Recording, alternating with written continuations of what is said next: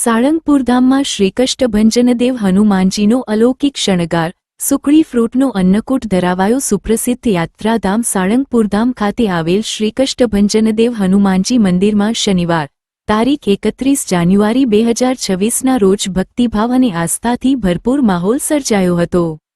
શાસ્ત્રી સ્વામી હરિપ્રકાશદાસજી અથાણાવાળા ની પ્રેરણાથી શ્રીકષ્ટભંજનદેવ હનુમાનજીને ચાંદીનો મુગટ તથા જદોશી વર્ક અને ફૂલની આકર્ષક ડિઝાઇનવાળા વાઘા અર્પણ કરવામાં આવ્યા હતા.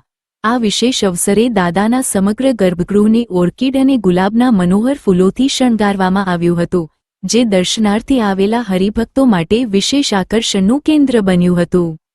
સાથે સાથે દાદાને સુખડી અને તાજા ફ્રૂટનો ભવ્ય અન્નકૂટ પણ ધરાવવામાં આવ્યો હતો. મંદિરમાં વહેલી સવારે 5:30 વાગ્યા કલાકે વડતાલના ડો. સંત વલ્લભદાસજી સ્વામી દ્વારા મંગળ આરતી કરવામાં આવી હતી. ત્યારબાદ સવારે 7 વાગ્યા કલાકે પૂજારી સ્વામી દ્વારા શણગાર આરતી સંપન્ન કરવામાં આવી.